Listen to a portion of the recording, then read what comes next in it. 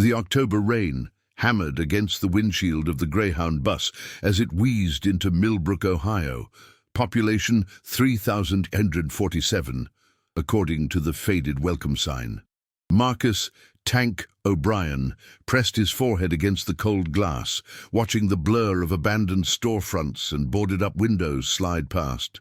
3 months ago, he'd been Staff Sergeant O'Brien of the 82nd Airborne Division. Now he was just another broken veteran with $47 in his wallet and nowhere else to go. The bus hissed to a stop outside Murphy's Diner, its neon sign flickering intermittently in the gathering dusk. Tank shouldered his worn duffel bag, everything he owned in the world, and stepped into the drizzle. The smell hit him immediately. Rust, decay, and the lingering ghost of better times. Millbrook wasn't just dying, it had been on life support for years. "End of the line, soldier boy," the bus driver called out, not unkindly. Tank nodded and watched the Greyhound disappear around the corner, its taillights swallowed by the grey afternoon. He'd grown up here, in a house 3 blocks from the elementary school where his mother had taught 3rd grade for 37 years. But Margaret O'Brien had been dead 6 months now, and the house had been sold to cover her medical bills. There was nothing left for him in Millbrook except the weight of childhood memories and the echo of Colonel Harrison's voice still ringing in his ears. "You only bring shame to this uniform, O'Brien. Your insubordination cost lives, and I won't have a loose cannon like you contaminating my unit. You're finished in the army, son, finished." The worst part wasn't the discharge. It was that Harrison had been wrong about the mission parameters, and Tank had been right. But being right didn't matter when you called your commanding officer a goddamn fool in front of half the regiment. Pride had always been Tank's weakness, his mother used to say. Pride and an inability to keep his mouth shut when he saw injustice. He trudged through downtown Millbrook, past the shuttered Woolworths and the empty lot where Hendrick's Hardware used to stand. The streetlights were already flickering on, casting weak yellow pools on the cracked sidewalk. Most of the buildings showed signs of long abandonment, broken windows, peeling paint, and the creeping invasion of weeds through concrete. Murphy's Diner still had its lights on, so Tank pushed through the door, bell chiming overhead. The warmth hit him like a physical force, along with the smell of coffee and frying bacon. A handful of locals looked up from their plates, weathered faces that had seen too many young men leave and too few return. Behind the counter stood a woman in her 50s with steel-grey hair pulled back in a practical ponytail. Her name tag read Betty, and her eyes held the kind of tired kindness that came from years of serving coffee to people with nowhere else to go. "Help you, hun?" she asked, refilling a customer's cup without looking. "Coffee, please." "Black." Tank slid onto a cracked vinyl stool, his joints aching from the long bus ride. "And maybe some information. I'm looking for cheap accommodations." "Real cheap." Betty poured his coffee and studied him with the practiced eye of someone who'd seen plenty of down-and-out veterans. "You Margaret O'Brien's boy? Marcus?" The recognition hit him like a punch. In cities, anonymity was easy, but in small towns, everyone knew everyone's story, especially the failures. "Yeah, that's me. Heard about your trouble." She didn't elaborate, which Tank appreciated. Small-town gossip traveled fast, but Betty seemed the type to keep judgments to herself. "There's rooms above the old Sinclair station for 20 a night, but Mike's been talking about selling the place." Tank's stomach sank. $20 a night would drain his money in 2 days. "Anything cheaper?" Betty leaned against the counter, considering. "Well, there's the old Millbrook Market building on Elm Street, been empty since the Kowalski family left town in '89. Taxes are so far behind the county's been trying to auction it off for years. Last I heard, nobody would even bid $3 on it." $3? Tank sat up straighter. "For the whole building?" "Building's a wreck, hun. Roof leaks, plumbing shot, and God knows what kind of critters have moved in over the years. But if you're just looking for shelter..." She shrugged. "County courthouse opens at 8 tomorrow. Might be worth asking about." Tank nursed his coffee and thought it over. $3. He could afford $3 and still have enough left for a few meals while he figured out his next move. It wasn't much of a plan, but it was better than sleeping under bridges.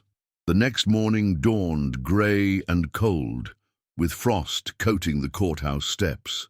Tank waited outside until exactly 8 o'clock, then pushed through the heavy oak doors into the musty interior. The county clerk's office smelled like old paper and bureaucracy. "Help you?" asked a thin man with horn-rimmed glasses and a manner that suggested he'd rather be anywhere else. "I'd like to inquire about buying a property for back taxes," Tank said, trying to sound more confident than he felt. "The old Millbrook Market on Elm Street." The clerk, his nameplate read Warren Finch, looked surprised. "You want to buy the Kowalski place? Son, that building's been condemned by 3 different inspectors." "I'm not looking for the Ritz," Tank said. "Just need a roof over my head while I get back on my feet." Finch sighed and pulled out a dusty file folder. "Property taxes owed for the past 15 years come to $2,147, but the county's so desperate to get it off the books, they'll take any reasonable offer." He looked at Tank's worn clothes and hollow cheeks. "What were you thinking?" Tank pulled out his wallet and counted his remaining bills. After coffee and a gas station sandwich for dinner, he had $43 left. $3 cash, he said. "Take it or leave it." 20 minutes later, Tank walked out of the courthouse with a deed in his name and $40 in his pocket. Warren Finch had actually seemed relieved to finally close the file on the Kowalski property.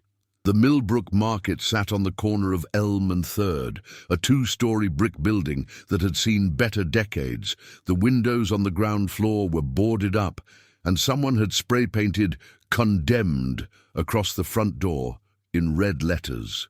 But the bones of the structure looked solid, good Depression-era construction built to last. Tank used a crowbar he'd found in the alley to pry the boards off the front door. The hinges shrieked as he pushed inside, and the smell hit him immediately. Dust, mold, and something else, something organic and unpleasant. The interior was a time capsule from 1989. Empty shelves lined the walls, and an ancient cash register sat on a counter covered in mouse droppings. Faded advertisements for long-discontinued products still clung to the walls. Coca-Cola, 35 cents, and fresh milk, 89 cents a gallon. Tank made his way through the store, floorboards creaking under his boots. In the back, he found a small office and a door marked "Employees Only." The door was locked, but the wood around the frame had warped over the years. A good shove popped it open. A narrow staircase led down to what must have been the basement. Tank pulled out his phone and used its flashlight to navigate the steep wooden steps. The smell grew stronger as he descended. Not quite decay, but something old and stagnant. The basement was larger than he'd expected, stretching under the entire building. The walls were old brick, and the floor was concrete that had cracked in several places. Along the far wall, someone had built wooden shelves that stretched from floor to ceiling. But it was what he saw in the corner that made Tank stop dead in his tracks. A section of the brick wall had partially collapsed, revealing a dark opening behind it. The hole was just large enough for a person to squeeze through, and cool air drifted out of it, air that smelled different from the stagnant basement atmosphere. Tank approached the opening carefully, phone light extended. Beyond the collapsed brick, he could see what looked like a tunnel carved out of earth and stone. The walls were supported by old timber beams, and the floor was made of flat stones, fitted together like a primitive road. "What the hell?" Tank whispered. He squeezed through the opening and found himself in a tunnel that stretched in both directions beyond the reach of his phone's light. The craftsmanship was impressive. Whoever had built this had known what they were doing. The stone floor showed wear patterns, as if generations of feet had walked this path. Tank chose to go left, toward what he thought was the direction of downtown. The tunnel sloped gently downward, and every 50 feet or so, he passed side passages branching off into darkness. The air moved freely, suggesting multiple entrances and exits. After about 200 yards, he came to a wider chamber. Tank swept his light around and felt his breath catch. The walls were lined with wooden shelves, and on those shelves sat dozens of barrels and crates, all marked with dates from the 1920s and early 1930s. Prohibition-era storage. Tank approached one of the barrels and read the faded stenciling. Kentucky Bourbon, 1924, property of James Blackwood. Other containers bore similar markings, all with the Blackwood name. He'd heard of the Blackwood family. Old money that had controlled most of the county's business interests for generations. They still owned half the real estate in town, including the fancy houses up on Millbrook Hill. Tank had never imagined they'd been bootleggers during Prohibition, but that wasn't what made his hands shake as he explored the chamber. Tucked behind the largest barrels, nearly invisible in the shadows, sat an old wooden chest bound with iron straps. Unlike everything else in the chamber, this chest showed signs of recent disturbance. The dust around it had been moved, and there were fresh scratches in the wood. Tank knelt beside the chest and found that the lock had been broken long ago. Inside, wrapped in oilcloth, were dozens of documents, maps, letters, and what looked like survey reports. Most were yellowed with age, but they were still readable. The first document he examined was a hand-drawn map of southern Ohio, marked with X's and notations in spidery handwriting. At the top, someone had written, "Confederate gold shipment lost near Millbrook, August 1863. Tank's pulse quickened. He'd read about this in history class. A Union patrol had intercepted a Confederate gold shipment intended to fund Southern operations in Ohio. The gold had disappeared somewhere near Millbrook, and treasure hunters had been looking for it ever since. According to the documents in the chest, the Blackwood family had found it in 1924. The papers detailed the discovery of 17 cases of Confederate gold coins and bullion, total weight approximately 800 pounds, estimated value $50,000. In 1924 dollars, that would have been a fortune. In 2024 dollars, Tank did quick math in his head. Gold was trading at around $2,000 per ounce. 800 pounds was nearly 13,000 ounces. Even if the documents were exaggerating the amount by half, they were talking about millions of dollars. But the most interesting document was a letter dated just 3 months ago. It was written on expensive stationery with the letterhead Blackwood Enterprises, LLC, and signed by someone named Victoria Blackwood. The family legacy must be protected at all costs. The tunnel system remains our greatest vulnerability. Too many people know fragments of the truth. Recommend permanent closure of all access points and relocation of sensitive materials to the new vault. Project completion deadline, December 31st, 2024. Tank sat back on his heels, mind racing. The Blackwoods were still actively using these tunnels, and they were planning to seal them permanently. Whatever they were hiding down here, they were getting nervous about it. A sound echoed through the tunnel, the distant slam of a door, followed by footsteps on stone. Someone else was in the tunnels. Tank quickly stuffed the documents back into the chest and killed his phone's light. In the sudden darkness, the footsteps sounded closer. Multiple people moving with purpose toward his location. He felt along the wall until he found the entrance to one of the side passages he'd noticed earlier. The footsteps were getting louder now, and he could see the faint glow of flashlights reflecting off the tunnel walls. Tank squeezed into the side passage just as voices became audible. "Told you we should have sealed this entrance months ago," a woman was saying. Her voice carried the crisp authority of someone used to being obeyed. "The basement collapse wasn't in the original timeline, Victoria," a man replied. "We're ahead of schedule as it is." Victoria Blackwood. Tank pressed himself against the rough stone wall and tried to control his breathing. Through the narrow opening he could see 3 figures enter the chamber. 2 men in expensive suits and a tall woman with silver hair pulled back in a severe bun. "This is exactly what I was afraid of," Victoria said, sweeping her flashlight beam across the barrels and crates. 25 years we've managed to keep this quiet, and now some vagrant buys the market building and stumbles onto our operation." "The documents are secure," one of the men said, checking the wooden chest. He might have seen the bootleg storage, but that's old news, ancient history. Ancient history that leads to very modern problems, Charles, Victoria snapped. If word gets out about these tunnels, people will start asking questions. Questions about what else we've been storing down here. Questions about the Hendricks family. Tank's blood ran cold. The Hendricks family had owned the hardware store until 5 years ago, when they'd packed up and left town overnight. Rumor was they'd gotten into financial trouble, but no one had ever explained why they'd abandoned their business so suddenly. The Hendricks situation was an unfortunate necessity, Charles said carefully. They were going to expose the entire operation. And now we have another potential problem, Victoria said. Marcus O'Brien, Margaret's boy, just back from the war, no job, no prospects. Exactly the kind of person who might get ideas about lost treasures and family secrets. Tank's mouth went dry. They knew who he was. They'd probably been watching him since he got off the bus. "What do you recommend?" the second man asked. Victoria was quiet for a long moment, her flashlight beam moving slowly across the chamber. When she spoke, her voice was cold as winter steel. "The same thing we recommended for the Hendricks family. A generous offer to relocate somewhere far from Millbrook, and if that doesn't work—" She didn't finish the sentence, but the implication hung in the air like poison gas. "Should we move tonight?" Charles asked. "No," Victoria said. "Too rushed. We do this right, it looks like a coincidence. A job offer in another state. Maybe a family emergency that requires him to travel. We have time. He just bought the building yesterday, but keep him under surveillance. I want to know every move he makes."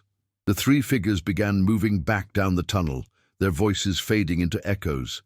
Tank waited in the darkness until he was sure they were gone, then made his way carefully back to the main tunnel.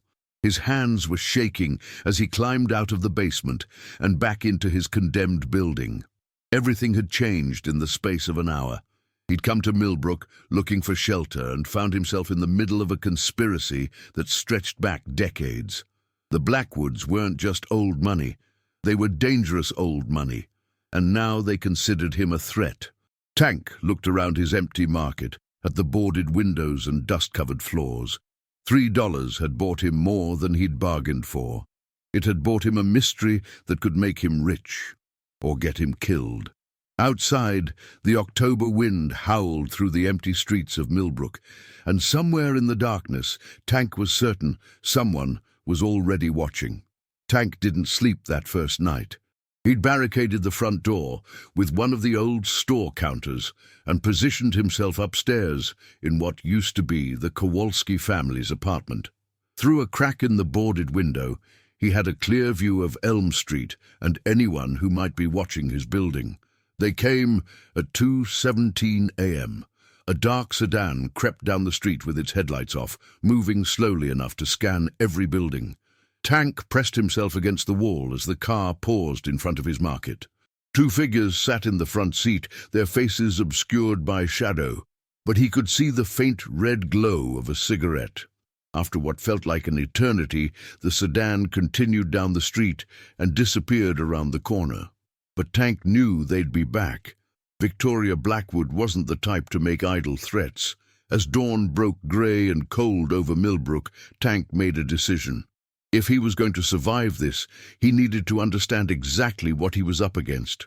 And that meant learning the truth about what happened to the Hendricks family.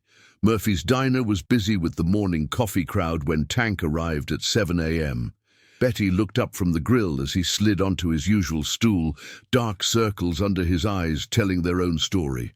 "You look like hell, hun," she said, pouring coffee without being asked. "Rough night in your new palace."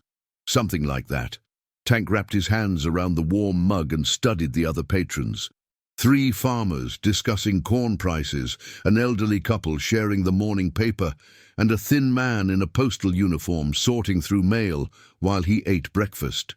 Normal people living normal lives, unaware of the darkness lurking beneath their feet. "Betty," Tank said quietly, "what do you remember about the Hendricks family leaving town?" The coffee pot paused in mid-pour. Betty glanced around the diner, then leaned closer to the counter. Why are you asking about that? Just curious. Seems strange that someone would abandon a successful business overnight.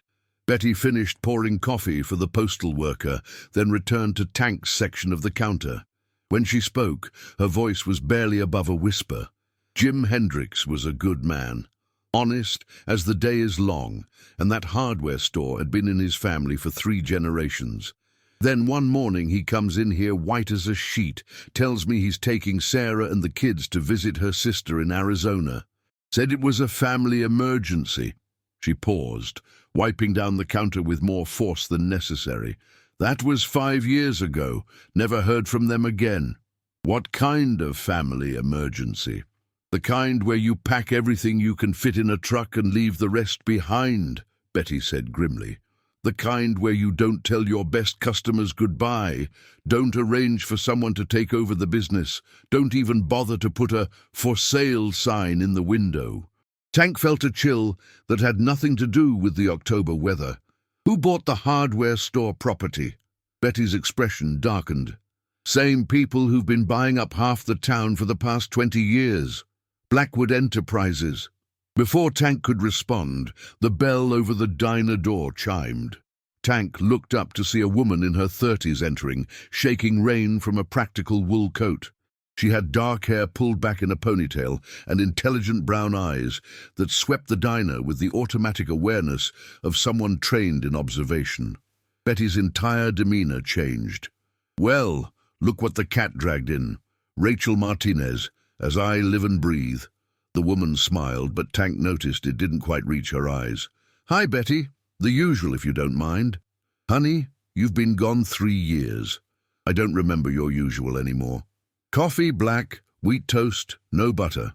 Rachel slid onto a stool 2 seats down from Tank. "Some things never change." Betty poured coffee and dropped bread in the toaster. "Here you're working for some fancy newspaper up in Cleveland now." "The Plain Dealer. I'm their investigative reporter." Rachel's eyes flicked briefly to Tank, then back to Betty. "Actually, that's why I'm back. Working on a story about small-town economic decline. How places like Millbrook survive when the big industries leave." Tank felt every muscle in his body tense. A journalist in Millbrook at exactly the wrong time. "Well, you picked the right town for that story," Betty said, but her tone had grown cautious. "Not much left here except memories and empty buildings." Rachel pulled out a small digital recorder and set it on the counter. "Mind if I record this? I'd love to get your perspective on how the town has changed over the years." "Actually," a new voice interrupted, "I don't think that's a good idea." Tank turned to see the postal worker approaching their section of the counter. Up close, he was younger than Tank had first thought, maybe mid-40s, with the kind of lean build that suggested military training. His uniform was crisp, but Tank noticed the way his hand rested casually near his hip, where a service weapon would sit. "Excuse me?" Rachel said, her journalist instincts clearly pinging. The postal worker extended his hand. "Dave Kowalski. I used to live in the apartment above the market building." His eyes met Tank's with unmistakable recognition. "Heard you're the new owner. Congratulations." Tank shook the offered hand, feeling calluses that didn't come from sorting mail. "Marcus O'Brien. Thanks. Kowalski." Rachel's recorder was already running. "As in the family that owned Millbrook Market." Dave's smile was tight. "Ancient history. My parents left town when I was still in high school." He looked directly at Rachel, his meaning clear. Some stories are better left buried. But Rachel Martinez hadn't become an investigative reporter by backing down from veiled warnings. "Seems like a lot of families have left Millbrook over the years. The Hendricks, the Kowalskis. Any particular reason for the exodus?" The diner had grown quiet. Tank noticed that even the farmers had stopped their conversation to listen. Betty busied herself with cleaning glasses, but her knuckles were white where she gripped the towel. Dave Kowalski looked around the diner, then back at Rachel. "Some questions are dangerous to ask in a small town, Miss Martinez, especially when you're asking about the wrong people." "The Blackwoods, you mean?" The silence that followed was deafening. Tank could hear the coffee pot burbling, the tick of the old clock on the wall, and the distant sound of traffic on the highway. But no one in the diner was breathing normally. Dave stood up slowly, leaving money on the counter. "Nice meeting you, Marcus. If you need any advice about living in the old market building, I'm usually at the post office." He headed for the door, then paused and looked back. "Word of advice? The basement floods sometimes. Might want to avoid spending too much time down there." After Dave left, the normal sounds of the diner gradually resumed. But Tank noticed that Rachel's breakfast sat untouched, her reporter's mind clearly working overtime. "Interesting town," she murmured, more to herself than to anyone else. Tank made a decision that would change everything. He leaned closer and lowered his voice. "You want a real story? Meet me at the old Methodist Church Cemetery tonight, 10 o'clock. Rachel's eyes sharpened. "Why?" "Because I think the story you're looking for is bigger than economic decline. And I think Dave Kowalski just tried to warn us both that asking questions about the Blackwoods is a good way to end up like the Hendricks family." After Rachel left, Tank spent the afternoon exploring downtown Millbrook with new eyes. What he'd initially taken for random urban decay began to look more like a pattern. Every building owned by Blackwood Enterprises showed signs of recent renovation or maintenance. Every building they didn't own was crumbling. More interesting was the distribution. Blackwood properties formed a rough circle around downtown, with the market building sitting right at the center. Tank pulled out his phone and started mapping the locations, cross-referencing with property records he found on the county website. By evening, he had a theory. The Blackwoods weren't just buying up Millbrook for investment purposes. They were systematically acquiring properties that sat above their tunnel network.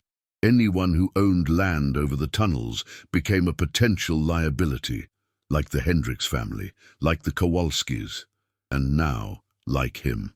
At 9:45 p.m., Tank made his way through the overgrown paths of Millbrook Methodist Cemetery. The old graveyard sat on a hill overlooking the town, its weathered headstones dating back to the Civil War era. Spanish moss hung from ancient oak trees, and the October wind made everything creak and whisper. Rachel was already there, standing beside a massive mausoleum marked Blackwood Est 1847. She'd traded her practical coat for dark jeans and a black jacket, and Tank noticed the small camera hanging from her neck. "Interesting choice of meeting spot," she said as Tank approached. "I wanted you to see this." Tank pulled out his phone and showed her the map he'd created. Every red dot is a property owned by Blackwood Enterprises. Every blue dot is a family that's left town unexpectedly in the past 20 years. Rachel studied the pattern. They're connected. The blue dots form a ring around the red ones. Not just connected. Look at the dates. Tank had done more research after leaving the diner. The Hendricks family left 3 days after refusing to sell their property to Blackwood Enterprises. The Kowalskis left 2 weeks after Jim Kowalski started asking questions about zoning changes downtown. The Patterson family, the Rodriguezes, the Chens, all the same pattern. "Jesus," Rachel whispered, "how many families are we talking about?" 17 in the past 20 years, all families who owned property in a specific area of downtown, all families who left suddenly without explanation. Rachel pulled out her recorder. "This is huge, Marcus, but I need evidence, documentation, witnesses willing to go on record. I can give you something better than that."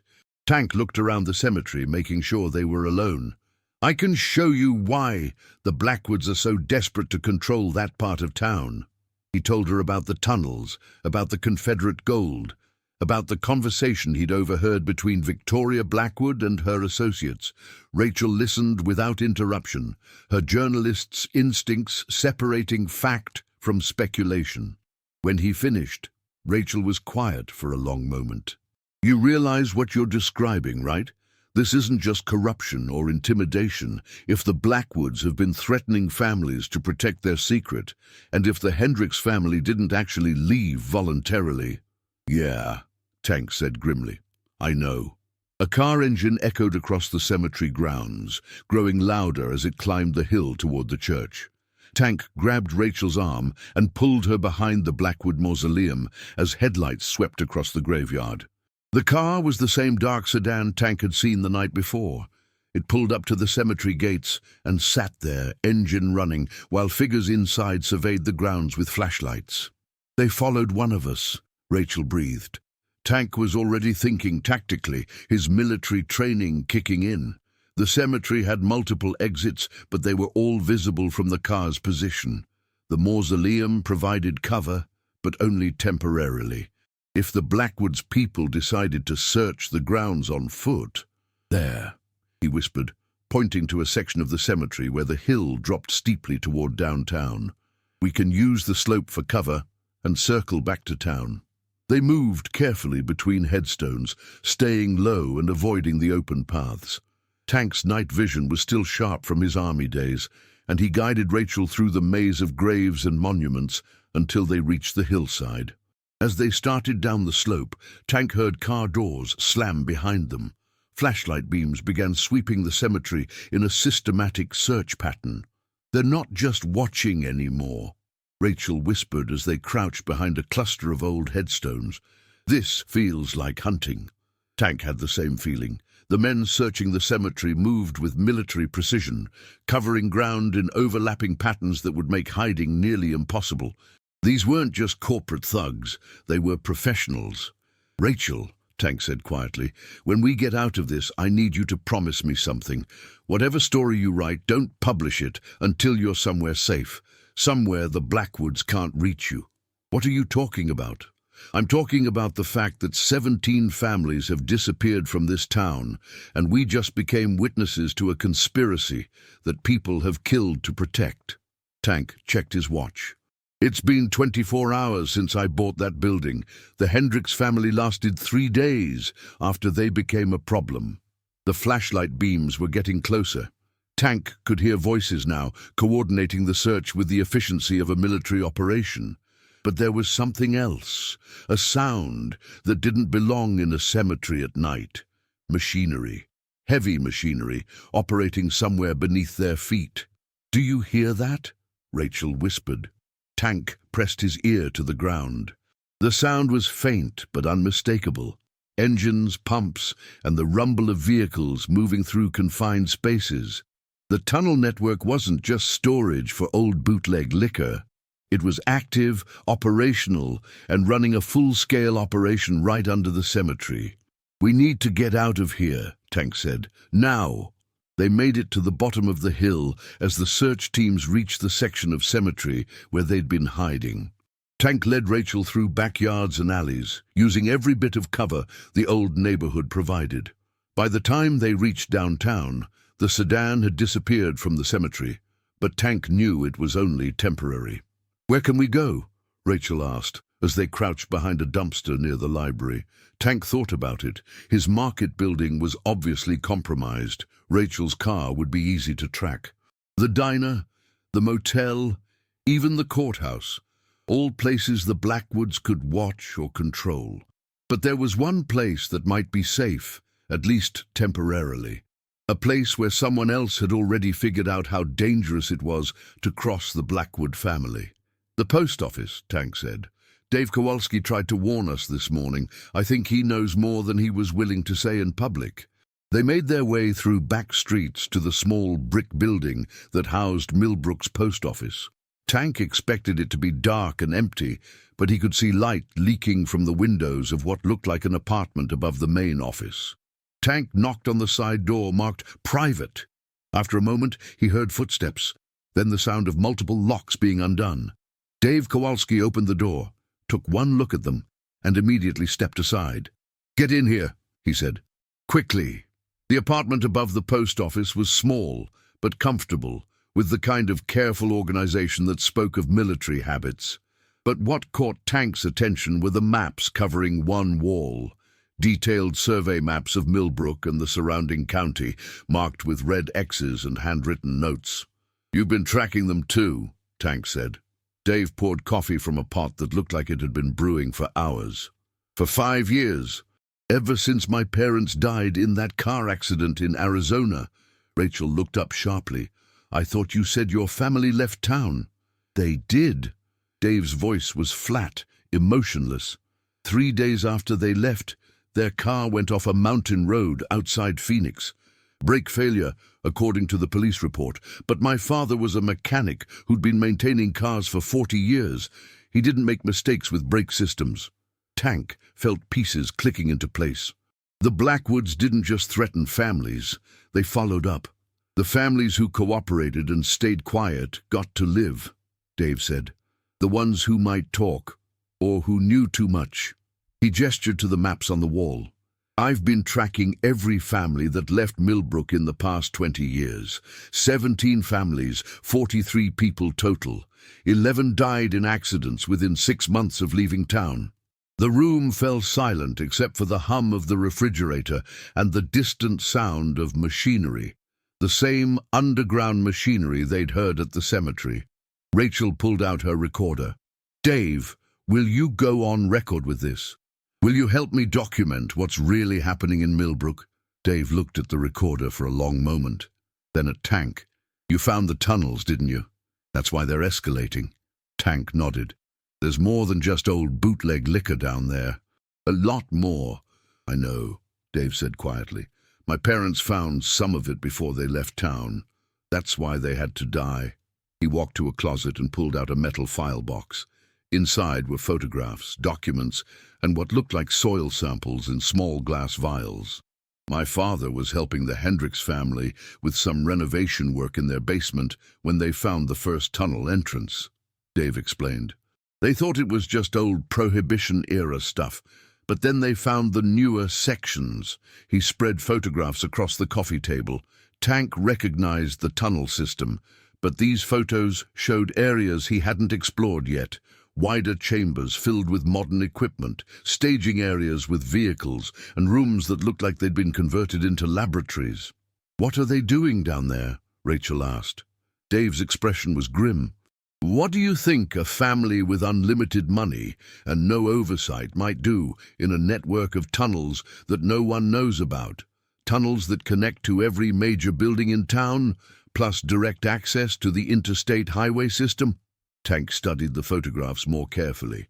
In one image, he could see pallets of what looked like laboratory equipment. In another, rows of metal containers marked with biohazard symbols. A third showed what appeared to be a sophisticated ventilation system. They're not just hiding gold, Tank realized. This is a full-scale operation. Has been for years, Dave confirmed. The bootleg storage was just the beginning. When Prohibition ended, the family found other uses for the tunnels. Other products that needed to be moved without government oversight. Rachel was taking notes furiously. What kind of products? Dave met her eyes. The kind that explain why the EPA has never been allowed to do soil testing in Millbrook, despite 3 decades of industrial agriculture runoff. The kind that explain why the county health department hasn't investigated the unusually high cancer rates in certain neighborhoods. The kind that... The lights went out. In the sudden darkness, Tank heard the sound of vehicles surrounding the building, multiple engines moving into position with military precision. Then came the unmistakable thump of boots on stairs. They found us, Dave whispered.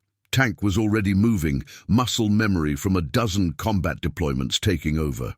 He grabbed Rachel's arm and guided her toward what he hoped was the back of the apartment, feeling along the wall for windows or alternate exits. Heavy footsteps pounded up the stairs to Dave's apartment. Tank heard the sound of locks being destroyed, then the splintering crash of the front door being kicked in. "David Kowalski," a woman's voice called out. Victoria Blackwood, calm and controlled, even in the middle of a night raid. "We need to have a conversation." Tank found a window and quietly slid it open. The post office sat close to the building next door, close enough to jump across the narrow alley if they were desperate enough.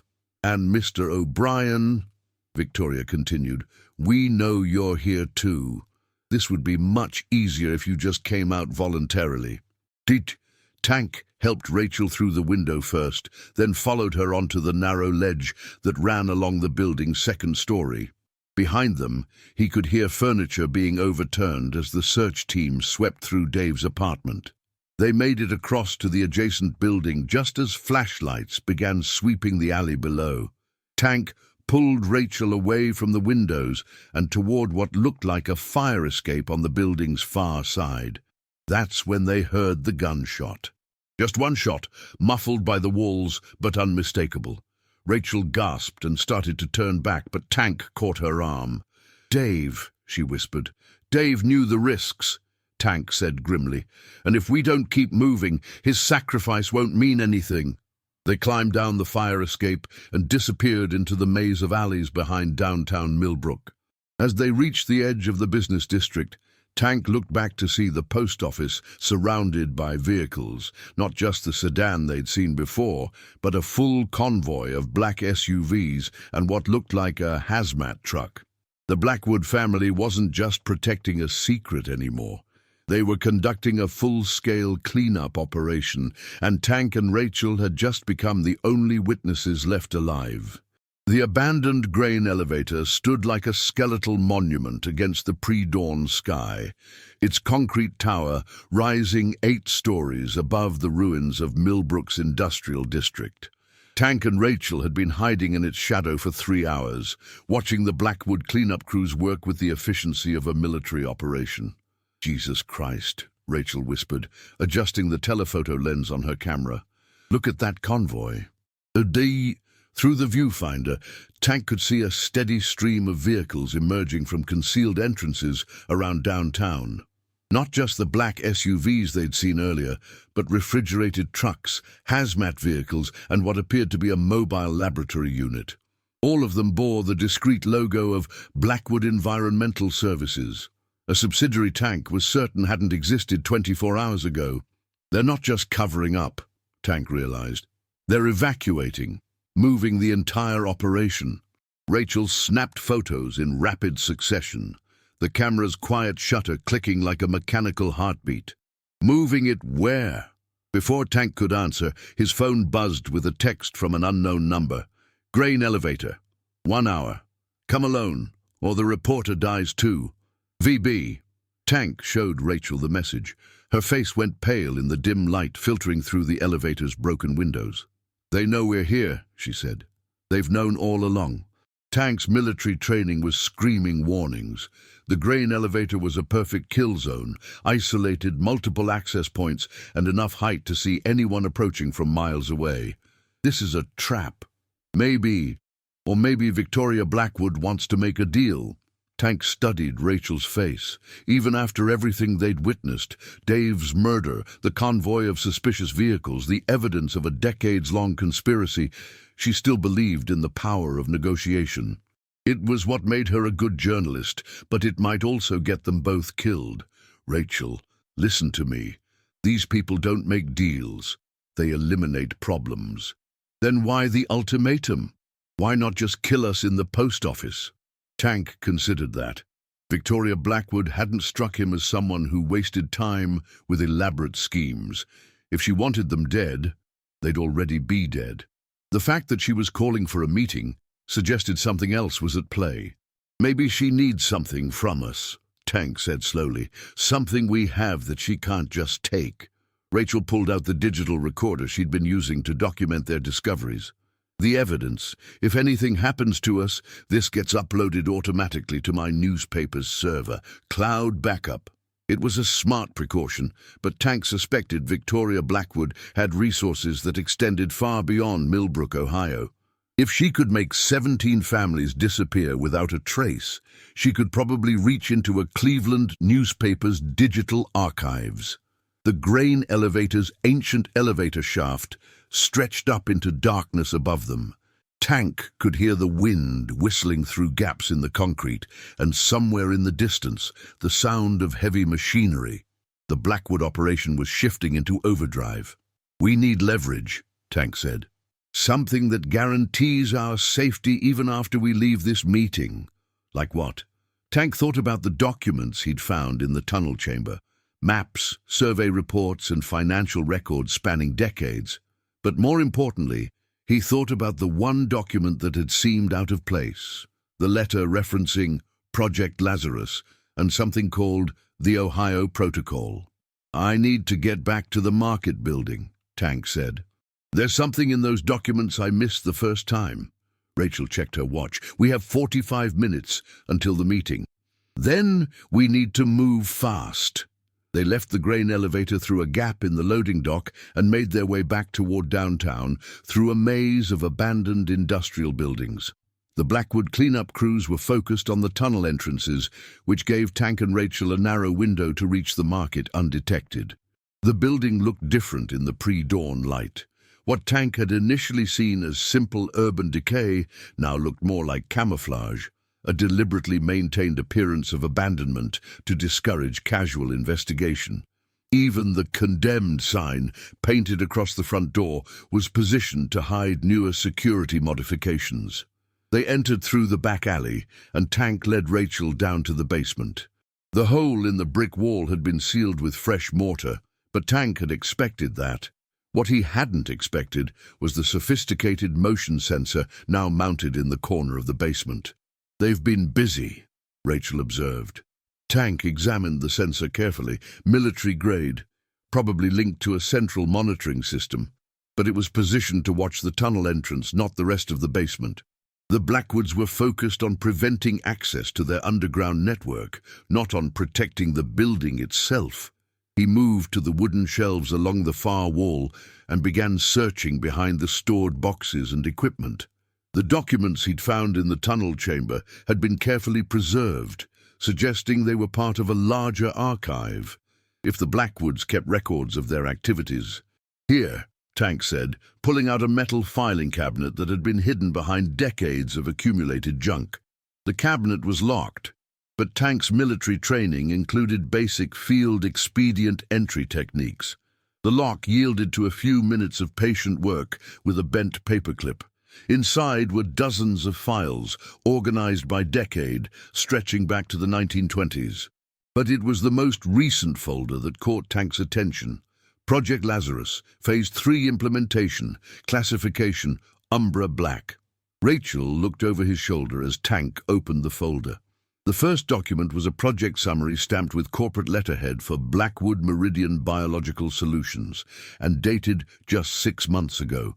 Project Lazarus has exceeded all performance benchmarks in preliminary trials. Subject survivability has improved to 78% with the new Ohio protocol modifications. Recommend immediate advancement to Phase 3 field testing using civilian population base. Millbrook facility has been selected as optimal testing environment due to existing infrastructure and population isolation factors. Tank felt his blood turn to ice water. They're using the town as a testing ground. Rachel was photographing documents as fast as she could process them. Testing what?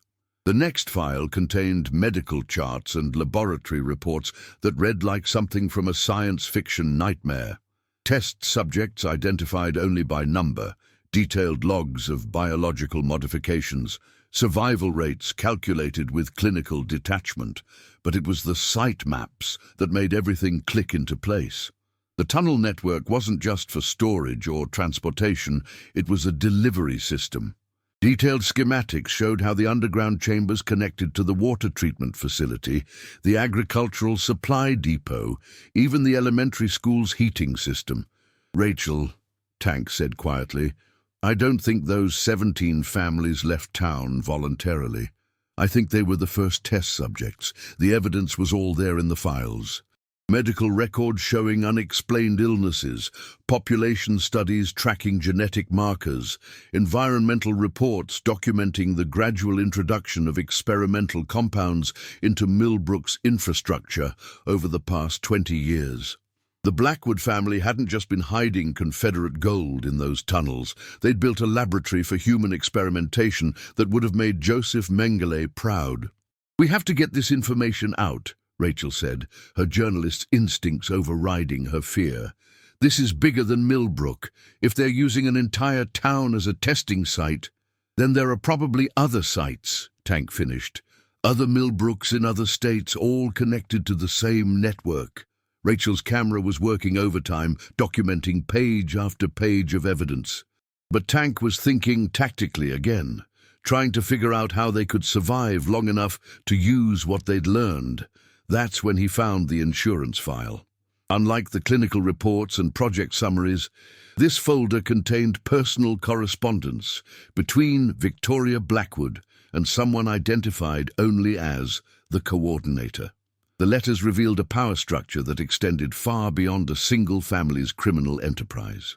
The Ohio facility has been compromised by local interference. One recent letter read, "Recommend implementation of Contingency Protocol 7. All assets to be relocated to the Montana site within 72 hours. Local population to be sterilized using Agent Orange 7 deployment through existing infrastructure." The reply was even more chilling. "Approved. Ensure no witnesses remain. The Lazarus project is too valuable to risk exposure at this stage." Tank checked the date on the letter. It had been sent yesterday morning, just hours after Tank had bought the market building. "Rachel, we need to leave, now." "What? Why?" Tank showed her the correspondence. "They're not just moving the operation, they're going to kill everyone in town to cover their tracks." Rachel stared at the letters in horror. "How many people live in Millbrook?" "About 4,000.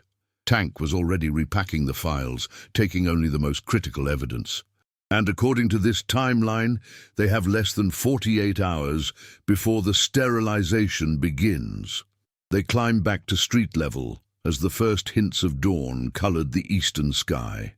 The Blackwood convoy was still active, but Tank noticed a new urgency to their movements.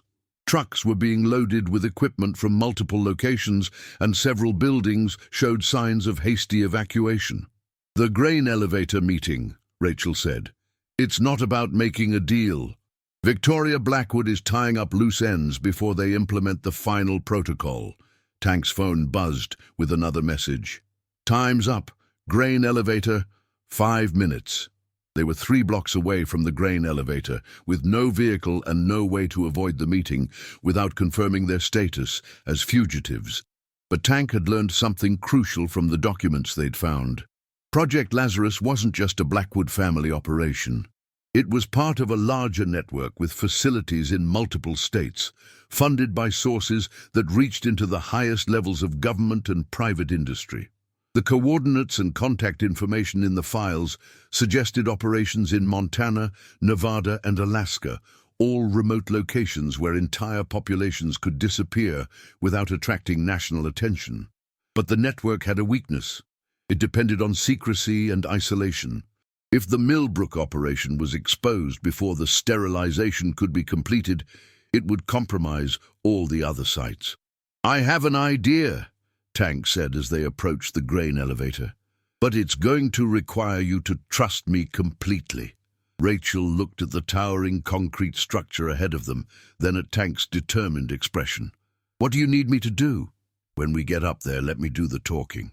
No matter what Victoria Blackwood offers, no matter what threats she makes, just remember that our only chance is to make her believe we're more valuable alive than dead." They entered the grain elevator through a service door that stood conspicuously open. Inside, industrial lighting had been rigged to illuminate a path leading to the main elevator shaft. Tank noticed security cameras tracking their movement, confirming that this entire encounter was being recorded. The freight elevator was waiting for them, operated by a man in a black suit, who could have been Charles from the tunnel conversation. He didn't speak during the slow ride to the 8th floor, but Tank felt the weight of professional surveillance. The elevator opened onto what had once been the grain storage level, but had been converted into a makeshift conference room. Floor-to-ceiling windows provided a panoramic view of Millbrook, and sophisticated communications equipment suggested this wasn't a hastily arranged meeting location. Victoria Blackwood stood with her back to the elevator, looking out over the town her family had controlled for generations. She was exactly as Tank remembered from the tunnels, tall, silver-haired, and radiating the kind of authority that came from never having been told no. "Mr. O'Brien, Ms. Martinez." She turned to face them, and Tank saw intelligence in her eyes, along with something that might have been respect. "I'm impressed. Most people who stumble onto our operations don't survive long enough to cause significant inconvenience. Inconvenience. Rachel's journalistic instincts overrode Tank's warning. You've been murdering families and experimenting on an entire town. That's not inconvenience, that's genocide. Victoria's smile was arctic. Strong words from someone who doesn't understand the larger context. Tell me, Ms. Martinez, what do you know about biological warfare defense? Tank stepped forward before Rachel could respond. We know enough.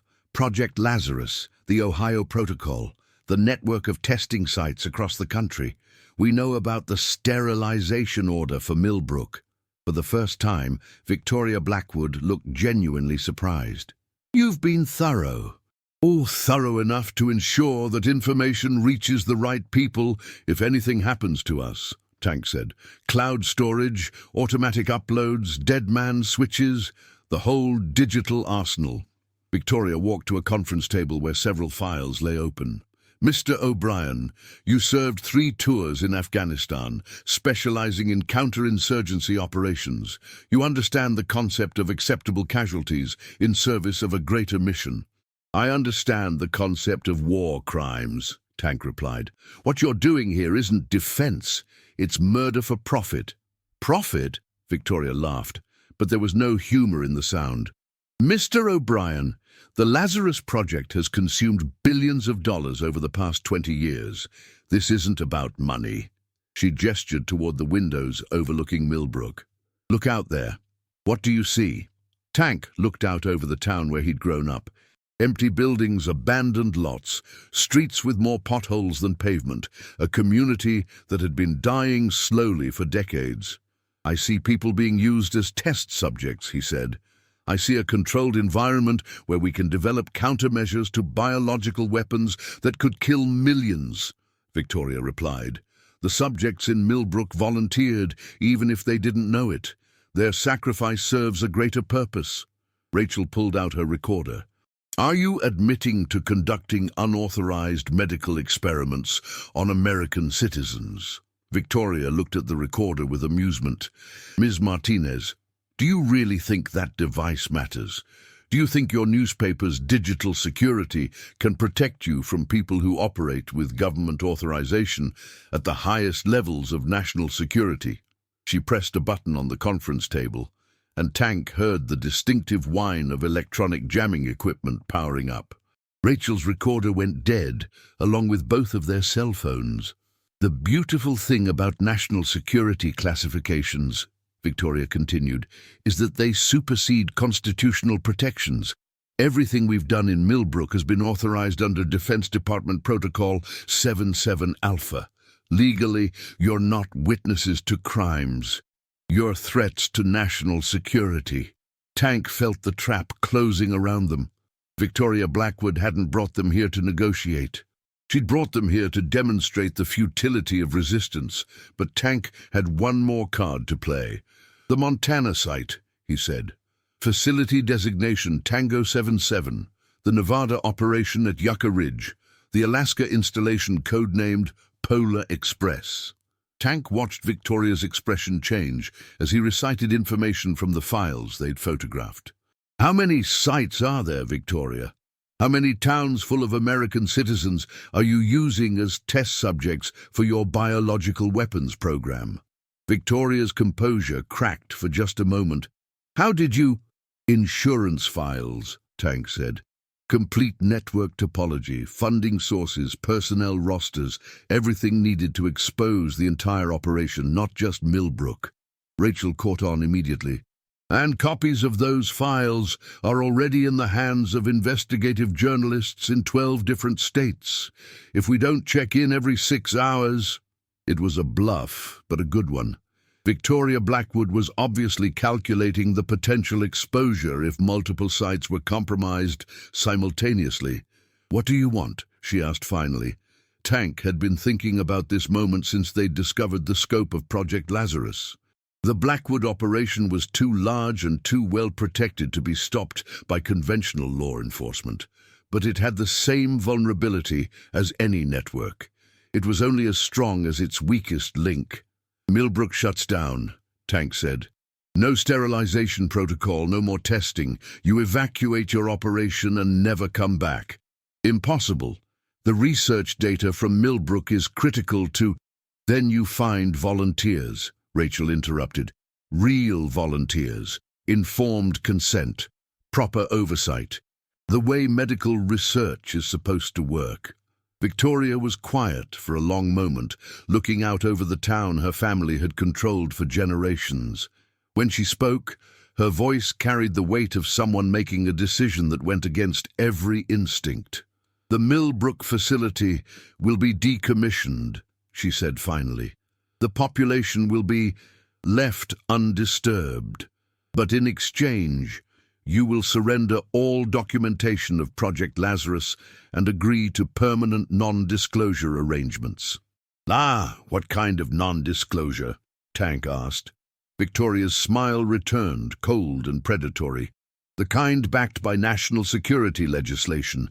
The kind that makes you disappear permanently if you ever speak about what you've learned here. Tank looked at Rachel, seeing his own thoughts reflected in her eyes.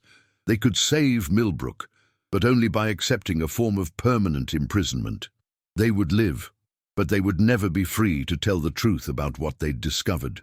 But as Tank weighed their options, he realized Victoria Blackwood had made one crucial mistake.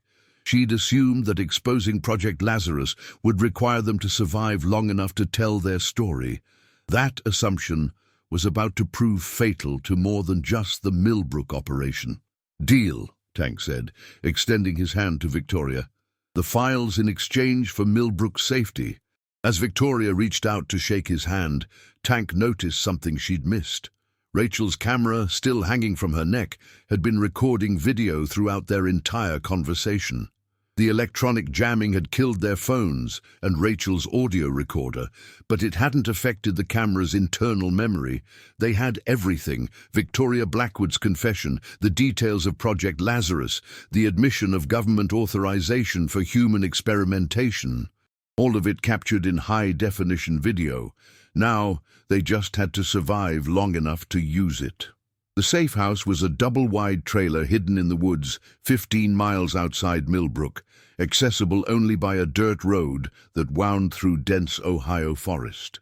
Rachel had found it through her newspaper's network of sources, a place where whistleblowers and investigative subjects could disappear when stories got too dangerous. Tank sat at the small kitchen table, cleaning his service pistol with the methodical precision of someone who'd done it 1,000 times before. The weapon had been hidden in his duffel bag since his discharge, wrapped in an oiled cloth, along with his dog tags and a few other reminders of his former life. "Tell me again why we're not just releasing everything," Rachel said, pacing the narrow living room like a caged animal. She'd been uploading files to encrypted servers for the past 6 hours, creating redundant backups across multiple international networks. "Because the moment that video surfaces, we become loose ends that need to be tied off," Tank replied, reassembling the pistol with practiced efficiency. "Victoria Blackwood might honor her agreement to spare Millbrook, but she won't let us live with that kind of leverage." Rachel paused her pacing and looked at the evidence spread across every available surface: photographs, documents, audio recordings, and most importantly, the high-definition video of Victoria's confession. It was enough to bring down not just the Blackwood family, but potentially dozens of government officials and corporate executives. "So we just sit here and let them get away with it? Let them move their operation to some other town and start over?" Tank had been wrestling with the same question. The documents they'd found suggested that Project Lazarus had been running for over 20 years, with multiple sites across the country. Shutting down Millbrook wouldn't stop the program, it would just relocate it. But there was something else in those files that had been nagging at Tank's mind. Financial records showing massive cost overruns, efficiency reports documenting declining test results, and most tellingly, internal memos questioning the viability of the entire program. "What if they can't just move?" Tank said slowly. "What if the Millbrook site was special somehow?" Rachel stopped pacing. "What do you mean?"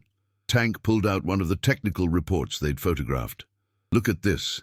The Ohio Protocol shows success rates that are 3 times higher than any other site. The geological surveys mention unique mineral compositions in the local water table. Even the population genetics studies show Millbrook residents have unusually homogeneous DNA markers. You're saying they chose Millbrook for specific reasons. I'm saying they might not be able to replicate those conditions anywhere else. Tank stood up and walked to the wall where they'd mapped out the entire Blackwood network. What if losing Millbrook doesn't just inconvenience them? What if it cripples the entire program? Before Rachel could respond, Tank's burner phone buzzed with an incoming call. The number was blocked, but only 3 people had access to this particular device. Tank answered cautiously. "Yeah? Mr. O'Brien." Victoria Blackwood's voice was tight with controlled anger. "We need to discuss a modification to our agreement." Tank put the phone on speaker so Rachel could hear. "I thought our business was concluded."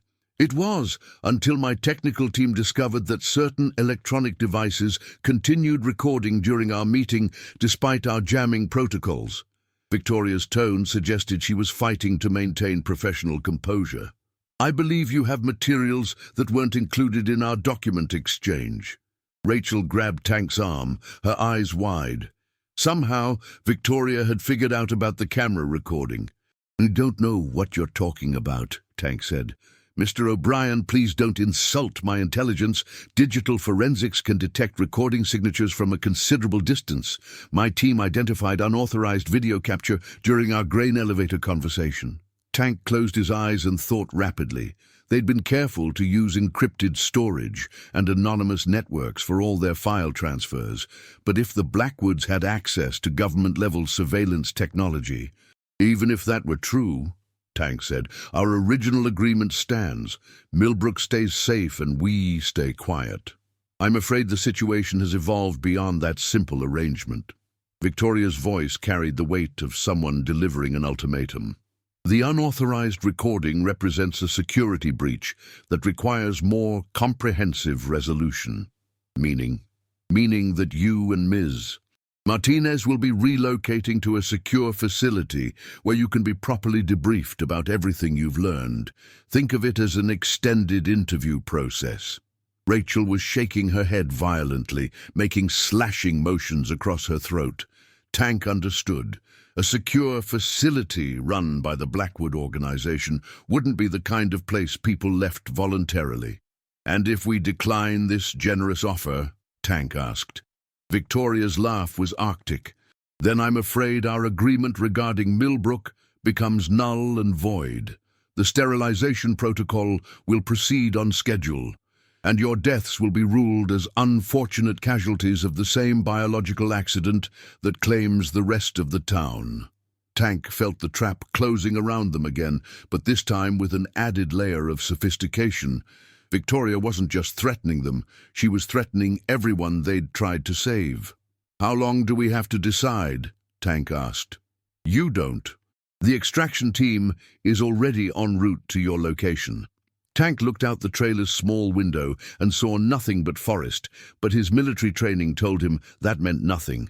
Professional surveillance teams could remain invisible until they were ready to move. 30 minutes, Victoria continued. A helicopter will land in the clearing west of your current position. Be ready to board voluntarily, or we'll collect you after the tranquilizer darts take effect. The phone went dead. Rachel was already moving, grabbing essential files and stuffing them into a waterproof bag. "We need to run, now." Tank was thinking tactically, processing options with the speed that had kept him alive through 3 combat deployments. The trailer sat in a natural bowl, surrounded by hills on 3 sides, with only one road in or out. It was defensible in some ways, but it was also a perfect trap if they were surrounded. "Running won't work," he said. "They found us here, they can find us anywhere, and they have resources we can't match. So what? We just surrender." Tank looked at the evidence scattered around the trailer, then at Rachel's terrified face. Victoria Blackwood had made one crucial mistake. She assumed that Tank and Rachel were the only people who knew about Project Lazarus. But Tank had spent 6 hours uploading files to encrypted networks. Not just Rachel's newspaper servers, but military networks, congressional oversight committees, international human rights organizations, and half a dozen investigative journalists across multiple countries. The information was out there, distributed through channels that even the Blackwood organization couldn't easily trace or compromise. But it was sitting dormant, waiting for a trigger event to release it to the public. Rachel, how long would it take to set up a dead man switch? A what? An automated system that releases all our evidence if we don't check in regularly, something that activates if we're killed or captured. Rachel's eyes lit up with understanding. 20 minutes, maybe less if I can use the satellite uplink. Do it. And make sure the trigger is tied to multiple verification systems, biometrics, geographic location, even our social media activity. Make it so complex that even if they figure out part of it, they can't stop the whole system. While Rachel worked on her laptop, Tank began preparing the trailer's defenses, not because he thought they could win a firefight with professional mercenaries, but because he needed to buy time for Rachel's system to become operational. He moved furniture to create cover, identified sightlines and potential ambush points, and checked his ammunition supply. One clip for his pistol, plus a hunting rifle he'd found in the trailer's bedroom closet. Not much against a professional extraction team, but enough to make them cautious. Done, Rachel announced 15 minutes later. The system is active and distributed across 17 different networks. If either of us fails to check in every 12 hours, or if our biometric data indicates we're under duress, everything gets released automatically. Tank felt some of the tension leave his shoulders. They still weren't safe, but they'd just changed the rules of engagement. Victoria Blackwood could still capture or kill them, but doing so would guarantee the exposure of Project Lazarus.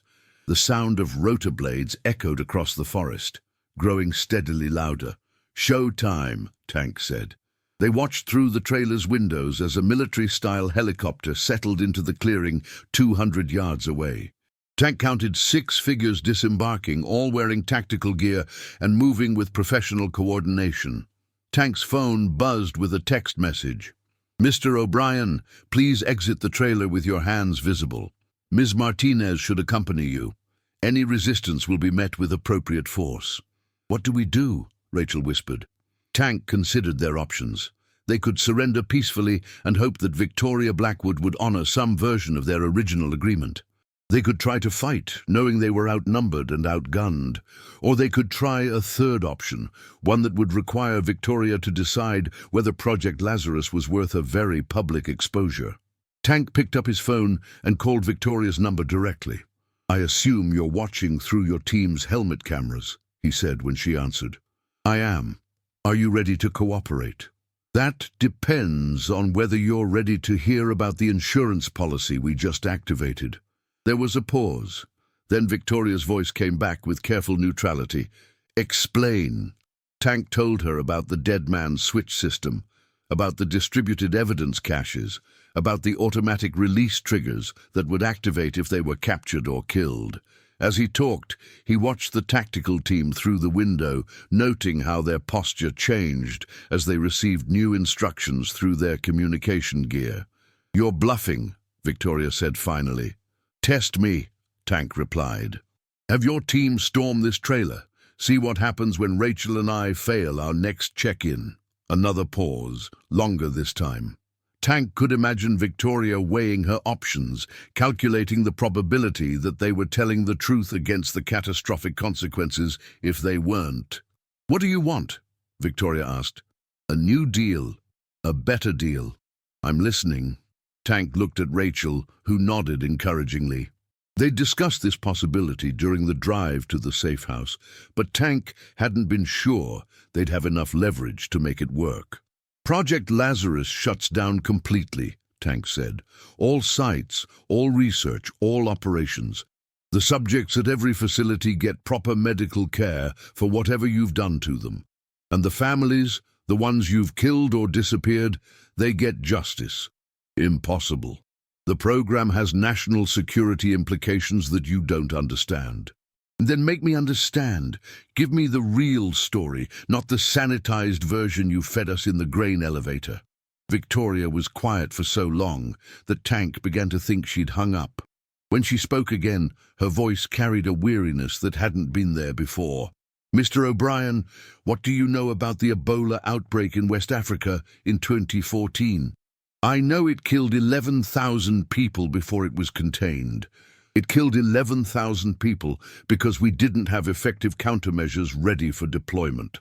The same was true for SARS, MERS, and COVID-19. Every time a new biological threat emerges, we scramble to develop treatments after people are already dying." Tank began to see where this was going. "So you decided to develop treatments before the threats appeared?" "We decided to develop threats before the threats appeared," Victoria corrected. "Project Lazarus isn't about biological weapons. It's about biological defense. We create controlled versions of potential bioweapons, test them in isolated populations, and develop countermeasures while the threats are still manageable." Rachel grabbed Tank's arm, her expression horrified. "They're creating diseases to test cures." "We're preventing pandemics," Victoria said, her voice carrying the conviction of someone who genuinely believed in their mission. "The subjects in places like Millbrook aren't victims, they're heroes. Their sacrifice protects millions of people from threats they'll never even know existed." Tank felt sick. The scope of what Victoria was describing made the Nazi medical experiments look small by comparison.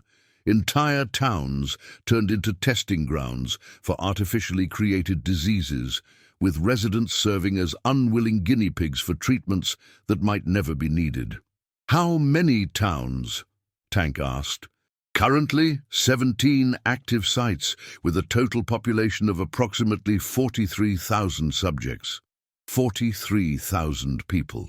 Tank thought about Millbrook's 4,000 residents, multiplied by 17, and felt the weight of what they'd stumbled onto. "And how many people have died in your tests?" Victoria hesitated. "Acceptable casualty rates for the program are classified information. Ballpark. The program has a 93% subject survival rate across all sites and all test protocols." Tank did the math. 7% of 43,000 was just over 3,000 deaths. 3,000 Americans had died in government-authorized medical experiments, and Victoria Blackwood was defending it as a necessary sacrifice. "The dead man switch stays active," Tank said. "And if anything happens to the populations at any of those 17 sites, everything gets released automatically." "Mr. O'Brien, I'm not negotiating anymore, Victoria. I'm telling you how this is going to work. You've got 24 hours to begin shutting down all Project Lazarus operations. Medical care for everyone who's been exposed to your experiments. Financial compensation for the families of everyone who's died. And full disclosure to Congress about what you've been doing in the name of national security." "That's impossible. The program has support at the highest levels of government." "Then those levels are about to get a lot lower," Rachel interjected, her journalist instincts taking over. "Because when this story breaks, every politician who knew about Project Lazarus is going to be looking for new careers." And Tank watched the tactical team through the window, noting that they'd pulled back to defensive positions around the helicopter. Victoria was obviously reconsidering her options in real time. 24 hours, Tank repeated. "And Victoria, if I were you, I'd spend that time figuring out how to spin this as a voluntary disclosure, because ready or not, the truth is coming out." Tank ended the call and looked at Rachel. They just declared war on an organization with unlimited resources and government backing. The next 24 hours would determine whether they'd made the biggest mistake of their lives or struck a blow for justice that would save thousands of lives. Outside, the helicopter's engines were spinning up. The tactical team was withdrawing, but Tank knew this wasn't over. Victoria Blackwood would spend the next day marshalling every resource at her disposal to find a way to neutralize the threat Tank and Rachel represented. But Tank had one more card to play, one that Victoria didn't know about yet. The insurance files they'd found hadn't just contained information about Project Lazarus.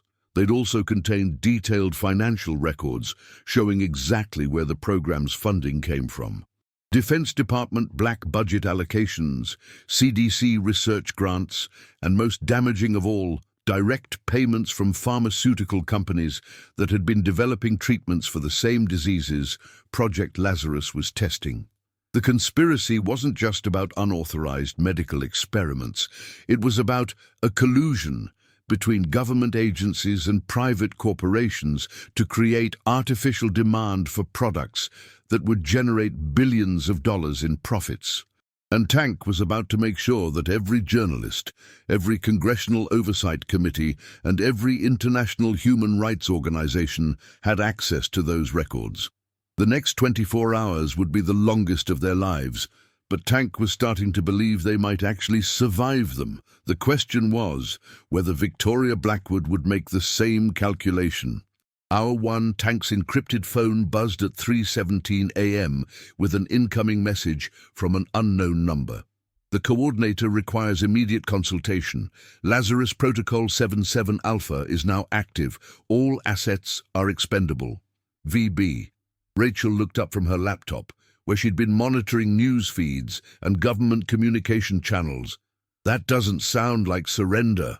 Tank studied the message, his military experience parsing the coded language. Protocol 77 Alpha. That was in the documents we found. It's their scorched earth contingency. They're going to eliminate all evidence of the program, including us, including everyone. Tank pulled up the site maps they'd photographed from the Blackwood files. 17 locations across the country, each housing thousands of unwitting test subjects.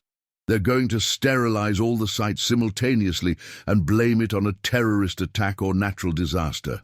Rachel's fingers flew across her keyboard, accessing the dead man switch system they'd created.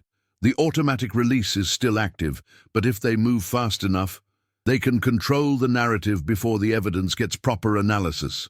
Tank finished. Make it look like enemy propaganda or conspiracy theories. Tank's phone rang.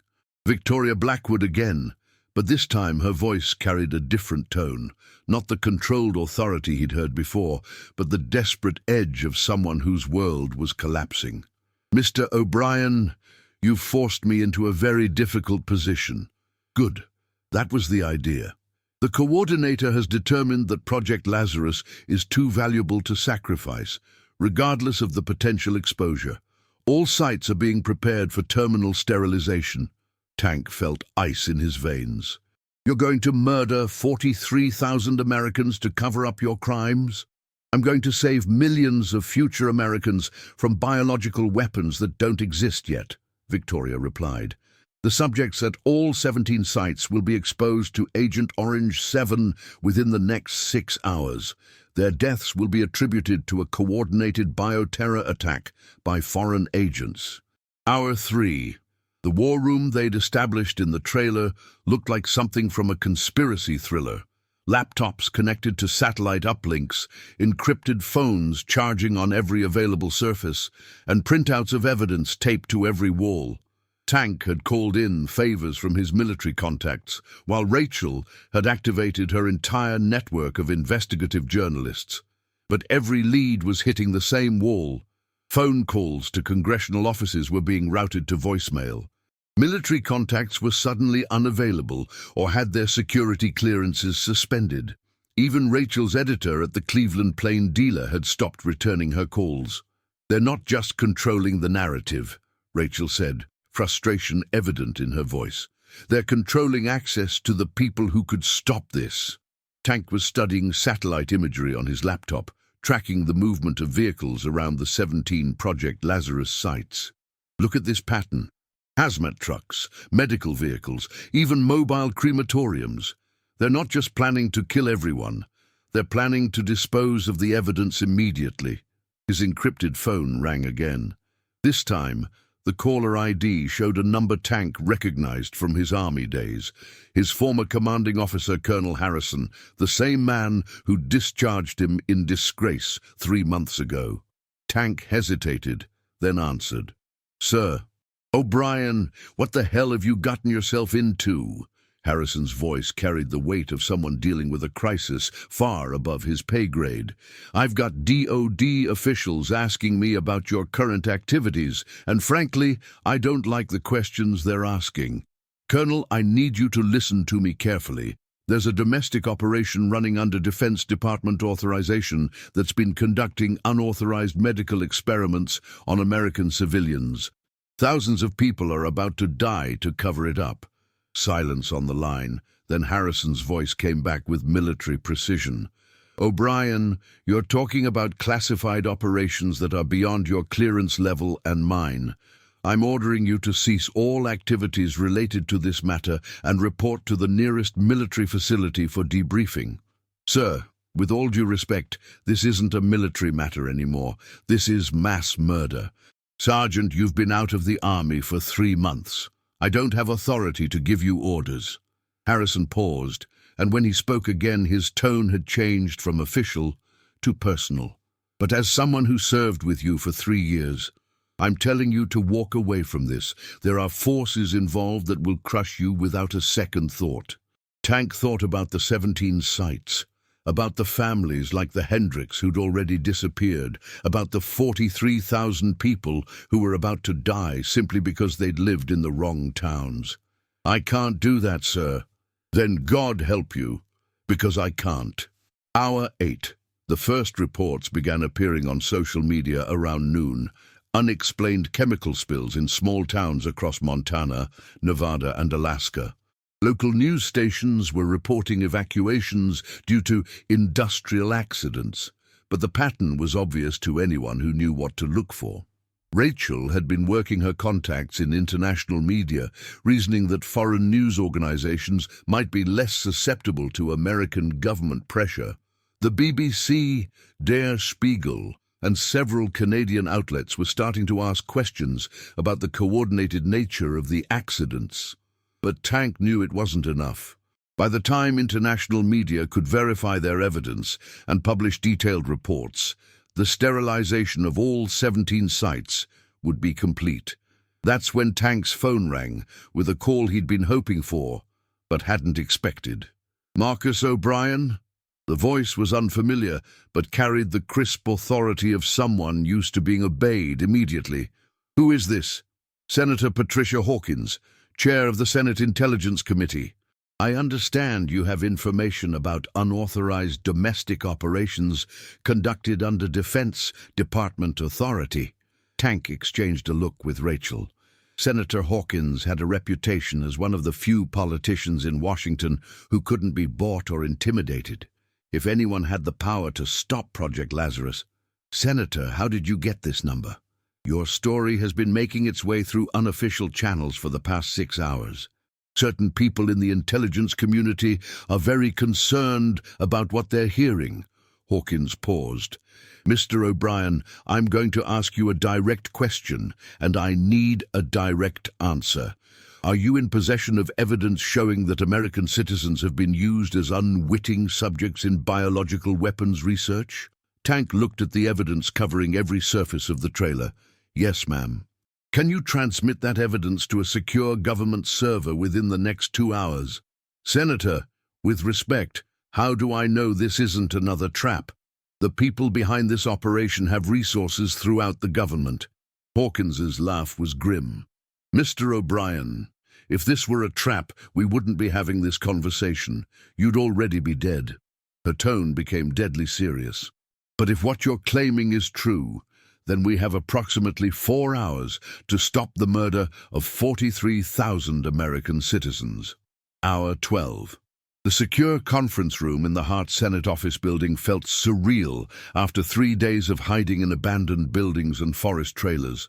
Tank and Rachel sat at a polished oak table surrounded by senators, military officials, and Justice Department investigators, presenting evidence that should have been impossible to believe. But the satellite imagery was undeniable. The financial records were meticulously documented. And most damning of all, Rachel's video of Victoria Blackwood's confession played on the room's main screen with crystal clarity. "Jesus Christ," muttered Senator Hawkins, as Victoria's voice explained Project Lazarus in clinical detail. How long has this been going on? According to the documents, the program began in 2003, Tank replied. But the Blackwood family's involvement in illegal medical research goes back to the 1920s. General Morrison, the Joint Chiefs representative, leaned forward. The Defense Department has no record of authorizing human experimentation on this scale. Tank pulled out a folder of financial documents. The funding came through black budget allocations that were approved by congressional oversight committees that thought they were funding defensive biological research. Which technically they were, added Rachel. The committees were told the money was for developing countermeasures to biological weapons. They just weren't told that the weapons were being created and tested simultaneously. Senator Hawkins was making notes rapidly. Ms. Martinez, you said the sterilization of these sites is scheduled to begin today. According to Victoria Blackwood, Agent Orange 7 deployment was supposed to start 6 hours ago. Rachel checked her laptop. But we're not seeing reports from Ohio yet. Millbrook might still be safe.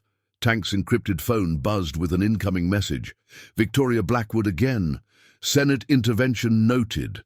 Millbrook sterilization delayed pending resolution. Other sites proceeding on schedule. You have won a battle, not the war. VB.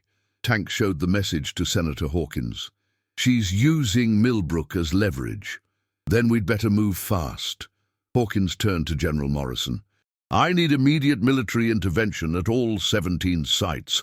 Full hazmat protocols, medical evacuation for anyone who's been exposed to experimental agents. Senator, that's going to require presidential authorization. Then get it. Hawkins stood up, her expression brooking no argument. And while you're making that call, I'll be contacting the Attorney General about federal warrants for everyone involved in this conspiracy. Hour 18. Tank stood on the steps of the Hart Building, watching military helicopters cross the Washington sky toward destinations he could only guess at. His phone had been ringing constantly with calls from reporters, government officials, and people claiming to be relatives of Project Lazarus victims. Rachel emerged from the building, exhaustion evident on her face, but satisfaction in her eyes. The Attorney General just announced the arrests. Victoria Blackwood, 12 corporate executives and 6 government officials so far. They're calling it the largest conspiracy prosecution in American history. What about the sites? Military medical teams are on the ground at all 17 locations. They found evidence of Agent Orange 7 deployment at 6 sites, Montana, Nevada, and Alaska locations, but they got there in time to begin treatment protocols. Tank thought about the people in those 6 towns who'd been exposed to experimental biological agents simply because they'd lived in the wrong place at the wrong time. How many casualties? Rachel's expression darkened. Preliminary reports suggest several hundred people showing symptoms of exposure. But they're alive, Marcus. All 43,000 potential victims are alive. Tank's phone buzzed with one final message from Victoria Blackwood. You have no idea what you've unleashed. The threats Project Lazarus was designed to counter are real. When the next pandemic kills millions, remember that you had the chance to prevent it. VB. Tank showed the message to Rachel, then deleted it without responding. Do you think she's right? Rachel asked. About the threats being real. Tank looked out over Washington, D.C., thinking about the classified briefings he'd attended during his Army career, about the genuine biological weapons programs being developed by hostile nations, about the balance between security and freedom that every democratic society had to navigate. Maybe, he said finally, but that doesn't justify what they did.